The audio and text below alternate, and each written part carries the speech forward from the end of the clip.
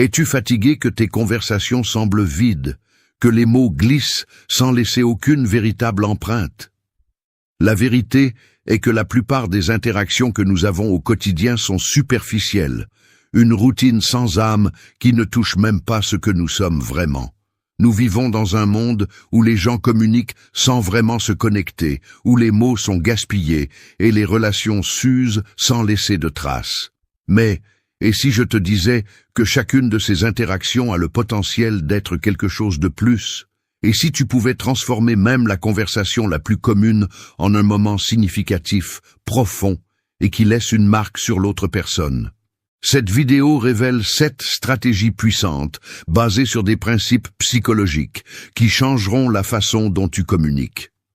Nous ne parlons pas de petites améliorations superficielles, mais d'une véritable transformation dans la façon dont tu te connectes avec les autres. Ces stratégies ne se contenteront pas d'améliorer tes compétences en communication, mais t'aideront à créer des relations authentiques et profondes. Tu apprendras comment faire en sorte que les gens se sentent vus, entendus et, plus important encore, valorisés. Prépare-toi à découvrir comment tu peux transformer chaque conversation en une opportunité de renforcer des liens réels et mémorables. La première stratégie pour atteindre notre objectif est 1. Maîtriser l'art de poser des questions puissantes. Vous êtes-vous déjà arrêté pour réfléchir au pouvoir des questions? Les questions ne sont pas seulement des outils pour obtenir des réponses, elles ouvrent des portes à de nouvelles perspectives et à des conversations plus profondes. Souvent, nos questions sont superficielles. Comment vas-tu? Ou comment s'est passée ta journée?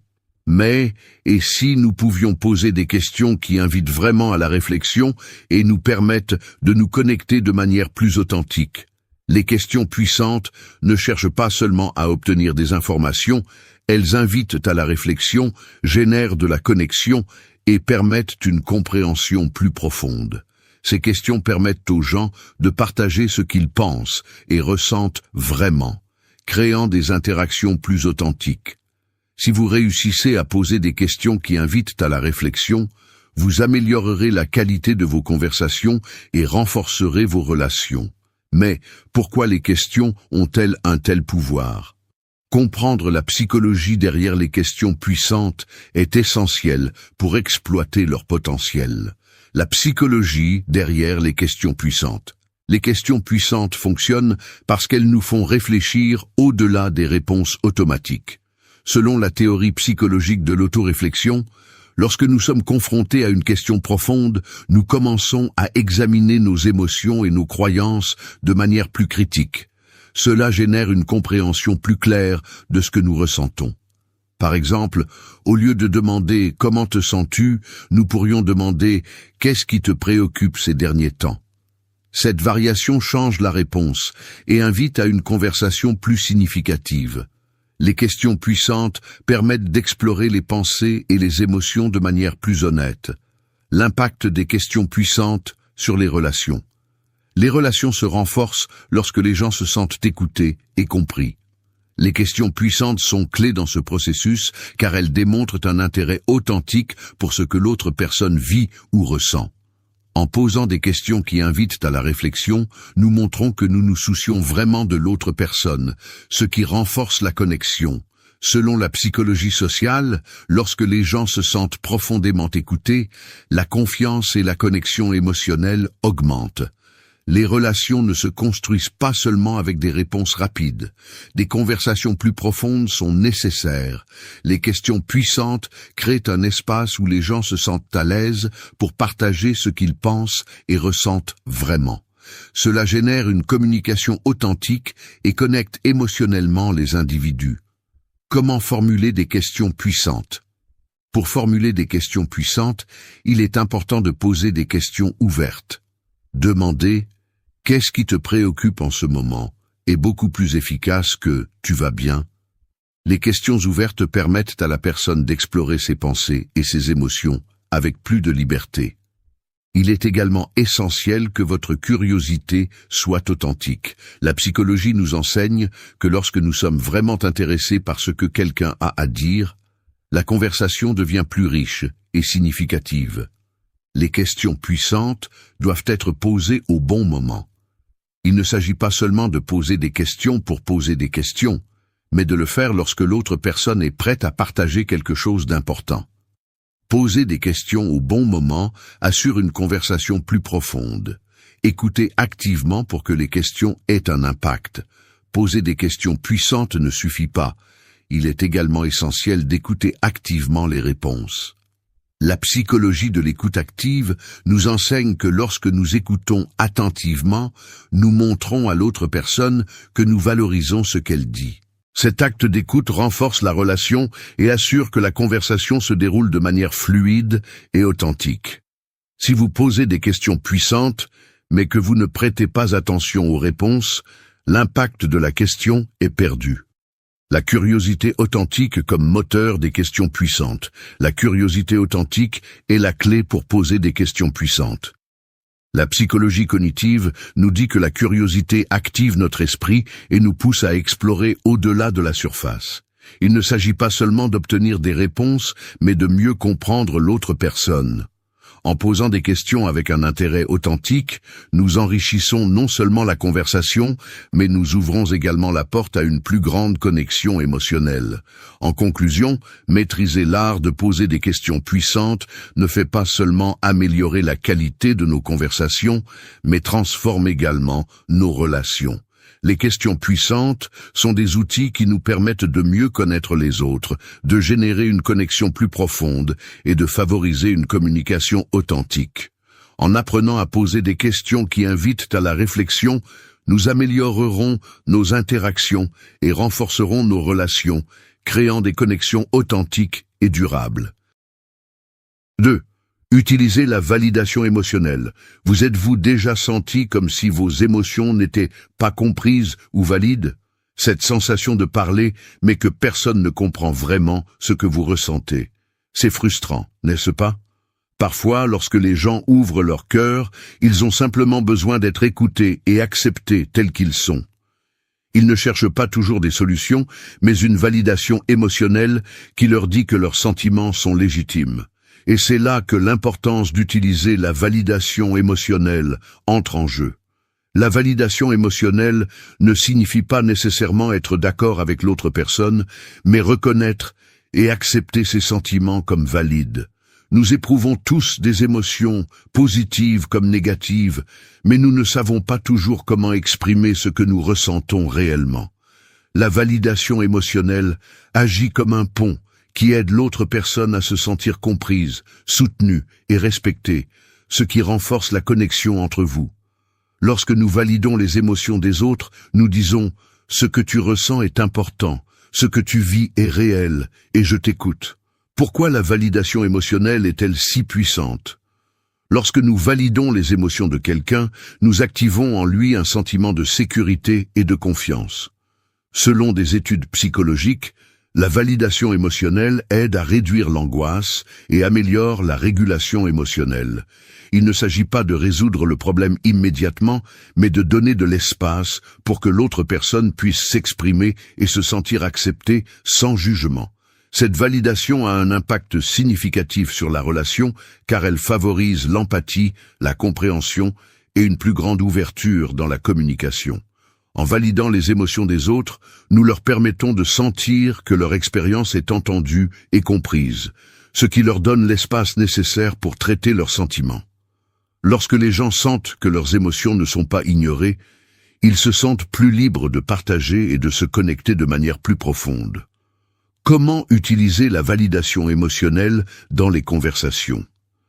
Utiliser la validation émotionnelle ne nécessite pas d'être un expert en psychologie, mais cela implique une approche consciente et empathique des émotions de l'autre personne. La première étape est d'écouter attentivement. Mettez de côté vos préjugés, vos réponses automatiques et écoutez vraiment ce que l'autre personne ressent. Au lieu d'essayer de changer ses émotions ou de lui faire se sentir mieux immédiatement, ce dont elle a besoin, c'est que vous les reconnaissiez. Par exemple, si quelqu'un vous dit « Je me sens tellement frustré par tout ce qui se passe », au lieu de dire « Ne t'inquiète pas, tout ira bien », vous pourriez répondre « Je comprends que tu te sentes frustré, il semble y avoir beaucoup à gérer en ce moment ». De cette façon, vous reconnaissez non seulement son émotion, mais vous lui donnez également de l'espace pour continuer à s'exprimer. La validation émotionnelle est un outil puissant parce qu'elle montre que vous comprenez et acceptez ses sentiments sans essayer de tout changer immédiatement.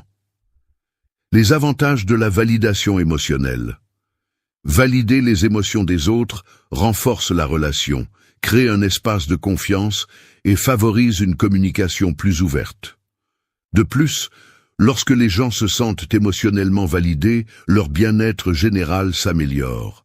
Ils se sentent plus en sécurité pour partager leur vulnérabilité et en conséquence, la relation se approfondit.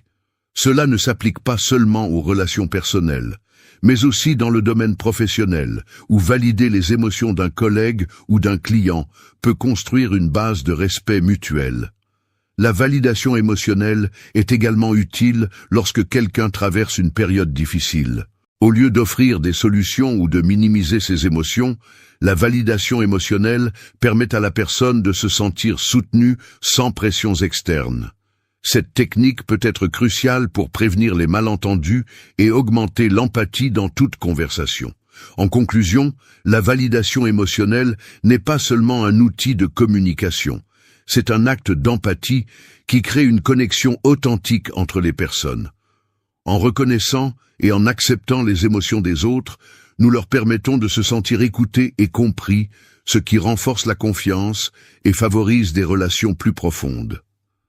Utilisez la validation émotionnelle pour renforcer vos relations et aider les autres à se sentir acceptés tels qu'ils sont, en améliorant la communication et en créant un espace plus positif et ouvert. 3. Partagez la vulnérabilité de manière contrôlée. La vulnérabilité est l'une des formes de connexion humaine les plus puissantes. Cependant, la partager de manière inappropriée ou sans contrôle peut vous faire sentir exposé ou incompris. Une vulnérabilité bien gérée, en revanche, peut créer un espace pour une véritable empathie et une relation authentique. La question est, comment partager la vulnérabilité d'une manière qui renforce les relations sans que vous vous sentiez envahi ou mal à l'aise? En partageant votre vulnérabilité, vous montrez votre humanité, vos insécurités et vos peurs. Cela peut sembler effrayant, mais lorsque vous le faites de manière contrôlée, vous créez un environnement de confiance qui invite les autres à s'ouvrir également. La clé ici est de partager suffisamment pour se connecter sans surcharger les autres avec une exposition émotionnelle excessive qui pourrait être inconfortable ou accablante. Pourquoi est-il important de partager la vulnérabilité de manière contrôlée?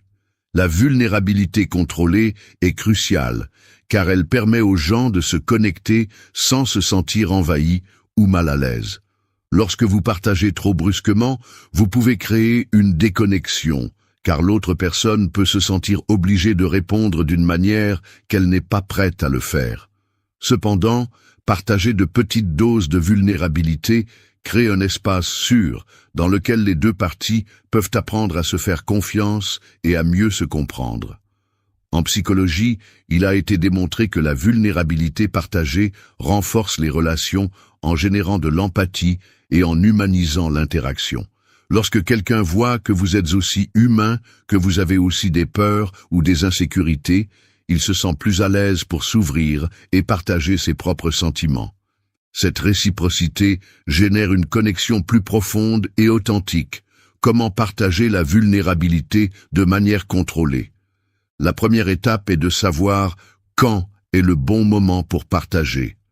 La vulnérabilité doit être partagée dans un espace où l'autre personne est disposée à écouter et se sent également en sécurité. Il ne s'agit pas d'imposer vos émotions aux autres, mais de créer un dialogue authentique et équilibré. Vous pouvez commencer par partager de petits aspects de votre vie qui montrent votre humanité, mais qui ne vous laissent pas complètement exposé. Par exemple, au lieu de raconter toutes vos peurs les plus profondes, vous pourriez commencer par quelque chose de plus léger comme « Aujourd'hui, j'ai eu une journée difficile au travail, je me suis senti un peu débordé ». Cela permet à l'autre personne de voir votre côté humain sans se sentir comme si vous aviez des attentes émotionnelles trop élevées. Il est important que vous écoutiez également l'autre personne. L'échange de vulnérabilité doit être réciproque. Bien que partager votre vulnérabilité puisse créer un espace sûr pour que les autres le fassent aussi, vous ne devez pas tout faire sur vous-même. La vulnérabilité se renforce lorsque les deux se sentent à l'aise pour partager leurs pensées et leurs sentiments. Les avantages de partager la vulnérabilité de manière contrôlée. Lorsque nous partageons la vulnérabilité de manière contrôlée, nous favorisons non seulement une plus grande connexion, mais nous développons également une meilleure compréhension mutuelle. Souvent, nous cachons nos émotions par peur d'être jugés ou rejetés, mais lorsque nous permettons à notre vulnérabilité de se manifester de manière saine, nous pouvons construire des relations plus profondes et significatives. La vulnérabilité contrôlée a aussi des avantages dans le domaine professionnel. Au lieu de cacher vos luttes ou difficultés, être ouvert sur certains défis peut générer du respect et de l'empathie parmi les collègues. De plus, partager la vulnérabilité peut vous humaniser aux yeux des autres, leur permettant de voir au-delà de votre rôle et de reconnaître votre humanité. Comment éviter de partager trop de vulnérabilité ? La vulnérabilité contrôlée ne signifie pas raconter tous vos secrets ou montrer toutes vos émotions. Il est important de maintenir un équilibre. Si vous partagez trop de vulnérabilité, vous pouvez faire en sorte que l'autre personne se sente dépassée ou déconnectée. Vous devez prendre en compte le contexte de la conversation et la disposition de l'autre personne à recevoir cette vulnérabilité. Il est toujours important d'évaluer le moment et le lieu approprié pour partager. En conclusion, partager la vulnérabilité de manière contrôlée est un outil puissant pour renforcer les relations et créer des connexions authentiques.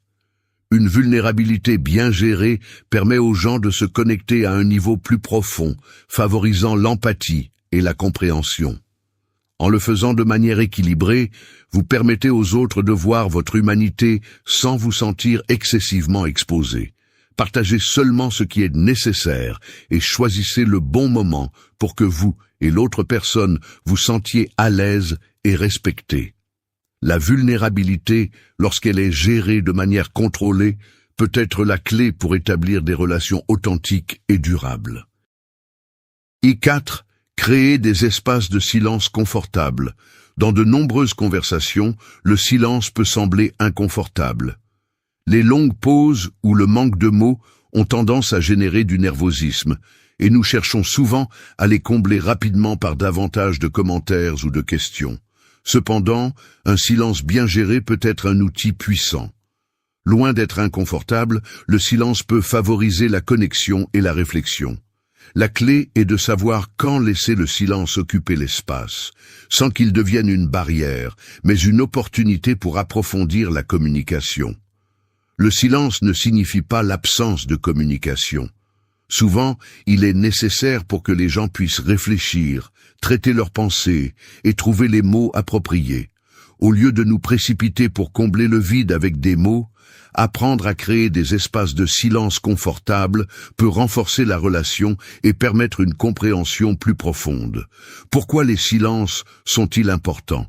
Les silences sont essentiels car ils permettent aux gens de réfléchir à ce qui a été dit et de traiter leurs pensées et leurs émotions. Cet espace est crucial pour que des idées profondes émergent ou pour que quelqu'un puisse organiser ses pensées avant de répondre. Selon des études psychologiques, les silences dans les conversations peuvent être bénéfiques, car ils permettent une plus grande clarté émotionnelle et cognitive. De plus, le silence peut être une forme de respect.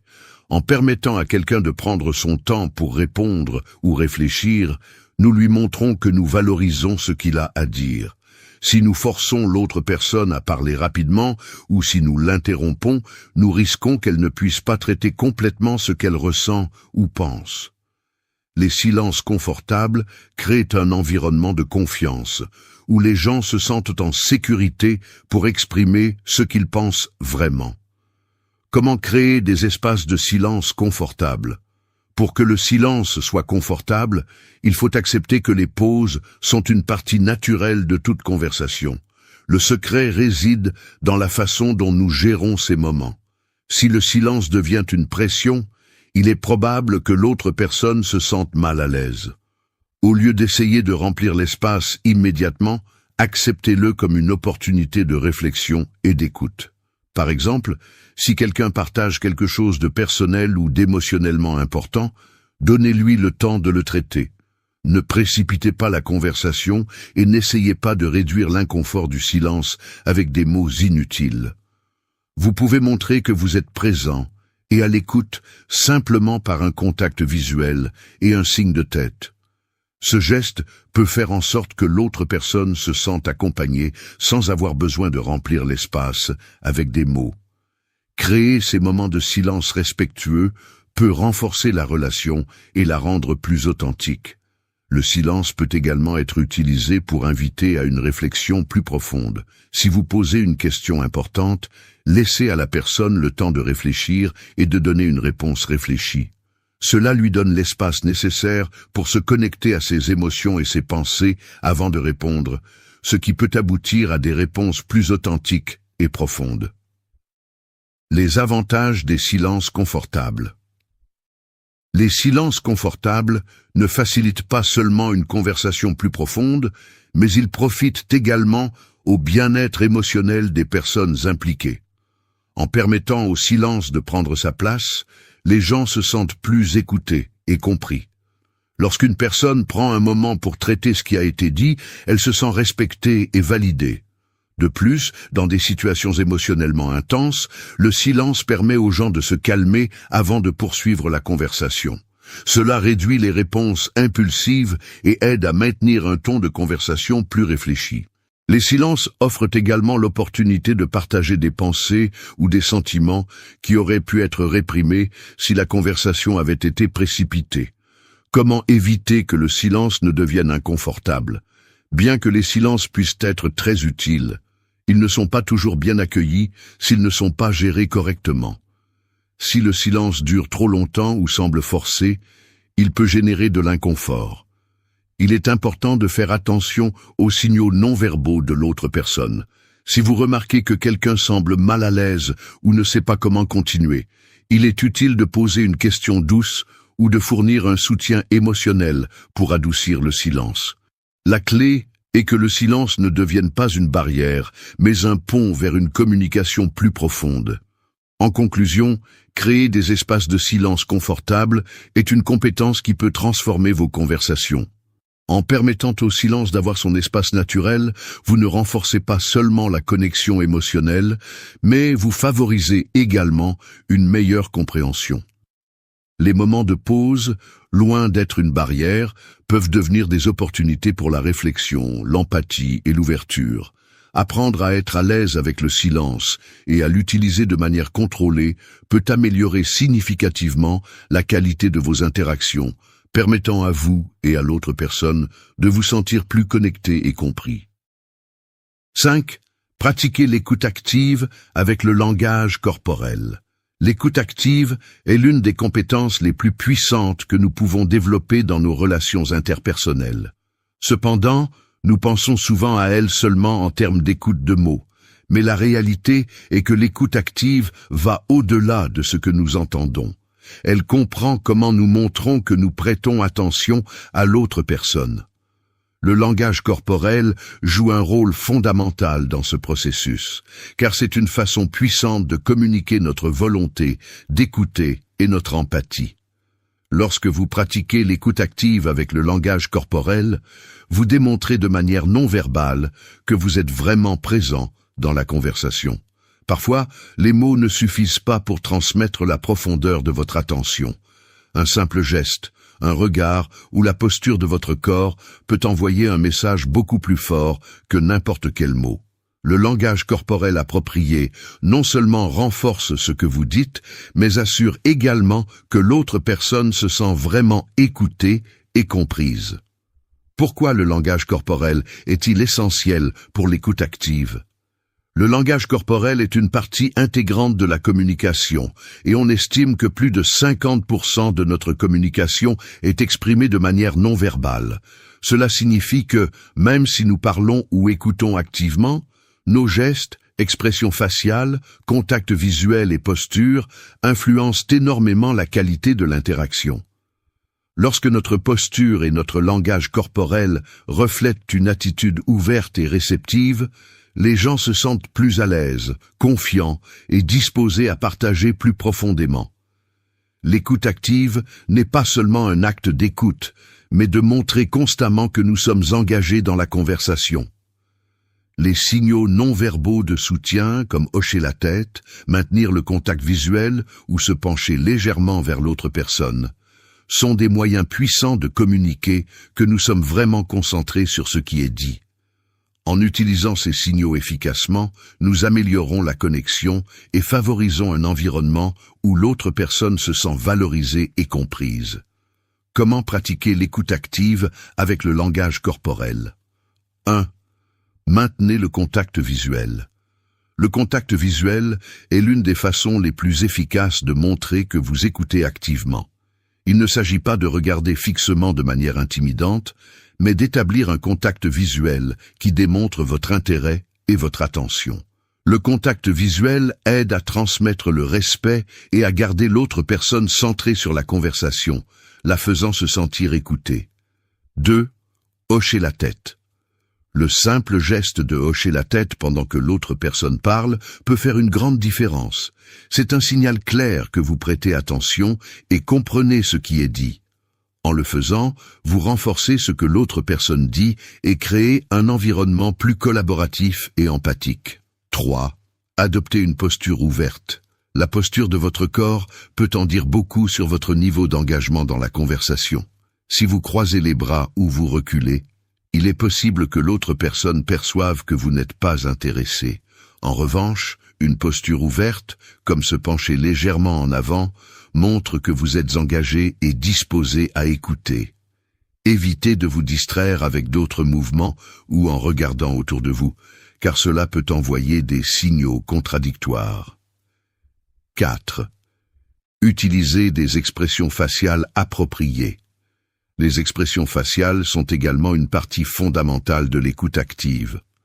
Votre visage reflète vos émotions et réactions, ce qui donne à l'autre personne un signal que vous comprenez ce qu'il partage. Souriez quand c'est approprié, montrez de l'empathie avec un regard doux, et assurez-vous que vos expressions correspondent au ton de la conversation. 5. Respectez les silences. Le silence est un autre outil puissant dans l'écoute active. Bien qu'il puisse sembler inconfortable au début, laisser de l'espace pour que l'autre personne réfléchisse avant de répondre peut générer une conversation plus profonde et significative. Utilisez le silence de manière stratégique pour permettre à l'autre personne de terminer ses pensées sans interruption, ce qui leur donne également le temps de traiter ce qu'ils ont dit. Avantage de pratiquer l'écoute active avec le langage corporel. La pratique constante de l'écoute active avec le langage corporel crée une connexion plus profonde entre les personnes. Lorsque vous démontrez que vous prêtez vraiment attention à travers des gestes et des postures, les gens se sentent plus à l'aise, ce qui favorise l'ouverture et la confiance dans la relation. De plus, cela améliore la communication, car les gens se sentent compris et respectés, ce qui facilite la résolution des conflits et la collaboration. En améliorant votre capacité à écouter activement, vous augmentez également votre capacité à comprendre les sentiments et les pensées des autres, ce qui vous aide à prendre des décisions plus informées et empathiques. Dans un environnement professionnel, cela peut être crucial pour travailler en équipe et construire des relations de travail solides. En conclusion, l'écoute active, soutenue par un langage corporel conscient et positif, non seulement améliore la qualité des conversations, mais renforce également les relations. En mettant en pratique des gestes tels que le contact visuel, la posture ouverte et les expressions faciales empathiques, vous pouvez montrer votre attention de manière efficace et favoriser une communication plus profonde. N'oubliez pas que l'écoute active est un acte de respect et d'empathie qui, lorsqu'il est combiné avec un langage corporel approprié, transforme la qualité de toute interaction et permet aux deux parties de se connecter à un niveau plus authentique. 6. Brisez la routine avec de petites surprises. La routine peut être utile, mais elle peut aussi rendre nos interactions monotones et prévisibles. Les mêmes conversations, les mêmes gestes, les mêmes réactions. La vie quotidienne, bien qu'agréable, peut perdre son éclat. C'est là que le pouvoir des petites surprises entre en jeu. Briser la routine avec des gestes inattendus non seulement rafraîchit la dynamique, mais renforce également les relations, car il introduit l'émotion et la nouveauté dans le quotidien. Les surprises n'ont pas besoin d'être grandes ou coûteuses. En fait, les petites surprises sont souvent celles qui ont le plus d'impact. Il s'agit de ces moments spontanés qui brisent le schéma répétitif et nous rappellent qu'il y a encore de nouvelles choses à découvrir, même chez les personnes les plus proches. C'est une façon de montrer que vous vous souciez, de faire sourire quelqu'un ou d'égayer une journée ordinaire. Pourquoi les petites surprises sont-elles efficaces ? Les petites surprises, bien que simples, peuvent créer une réponse émotionnelle profonde. Selon des études en psychologie, l'inattendu active notre système de dopamine, l'hormone associée au plaisir et à la motivation. Ce type de stimuli génère un sentiment de gratification qui nous fait nous sentir plus connectés et appréciés. De plus, les surprises ajoutent de l'émotion à nos routines, aidant la relation à ne pas stagner, mais à grandir avec des moments de fraîcheur. Quelques idées pour briser la routine avec de petites surprises sont 1. Un message inattendu. Envoyer un message texte ou une note écrite à la main en plein milieu de la journée peut égayer le moment. Un simple « j'ai pensé à toi » ou « j'espère que ta journée se passe bien » suffit pour surprendre quelqu'un. 2. Un détail réfléchi.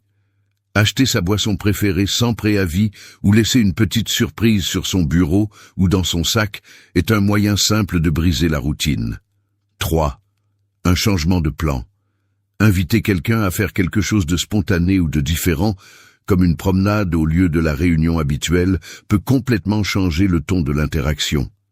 En conclusion, briser la routine avec de petites surprises peut revitaliser n'importe quelle relation, ajouter de l'émotion à la vie quotidienne et surtout montrer que vous vous souciez. Vous n'avez pas besoin de grands gestes, juste de petits moments de considération et de créativité. 7. Reflète l'énergie de l'autre personne. Dans toute interaction, notre énergie et notre attitude ont un grand impact sur la dynamique de la conversation. Parfois, la meilleure façon de se connecter avec quelqu'un est de refléter l'énergie que cette personne dégage.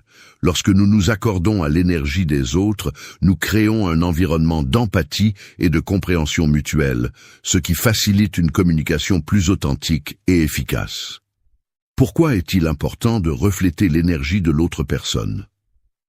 Refléter l'énergie de l'autre personne ne signifie pas l'imiter de manière exagérée, mais simplement s'accorder à elle. Si quelqu'un est calme et réfléchi, s'adapter à ce ton et être également calme peut lui faire sentir compris. Si quelqu'un est excité et plein d'énergie, répondre avec enthousiasme peut créer une connexion authentique. Cette technique aide à créer un environnement de confiance et d'acceptation, car elle montre que vous êtes prêt à comprendre et à respecter leurs émotions. Lorsque nous réussissons à refléter l'énergie de l'autre personne, il est plus probable qu'elle s'ouvre, créant un lien plus profond. Comment refléter l'énergie de l'autre personne ? 1. Observez le ton et le rythme. Si l'autre personne parle lentement et calmement, ajustez votre propre rythme pour ne pas paraître précipité. S'il parle vite ou avec enthousiasme, accompagnez-les avec une réponse plus énergique. 2. Adaptez votre langage corporel. Votre posture, vos gestes et vos expressions faciales jouent également un rôle important. Si la personne est détendue, gardez une posture détendue. Si elle est animée, montrez un peu d'énergie dans votre propre langage corporel. 3. Écoutez activement. Refléter l'énergie ne concerne pas seulement la façon dont vous parlez, mais aussi la façon dont vous écoutez. Assurez-vous de prêter attention en répondant de manière à montrer votre compréhension et votre soutien. Cela renforce le lien émotionnel. En conclusion, refléter l'énergie de l'autre personne est un outil puissant pour améliorer les interactions, Il aide à créer une atmosphère de confiance, de compréhension et de respect mutuel. En vous adaptant de manière empathique à leur énergie, vous pouvez renforcer n'importe quelle relation et faciliter une communication plus efficace. Cette technique ne crée pas seulement une meilleure dynamique, mais elle fait aussi en sorte que les deux parties se sentent plus à l'aise et comprises, ce qui facilite la création de liens authentiques et significatifs. Merci d'être resté jusqu'à la fin de la vidéo. Si vous avez tout vu, commentez « Je suis stoïcien » comme notre signe secret, indiquant que vous êtes un véritable apprenant du stoïcisme. N'oubliez pas de vous abonner et de liker la vidéo si elle vous a plu. Rendez-vous dans la prochaine vidéo et rappelez-vous, continuez à cultiver votre esprit stoïque.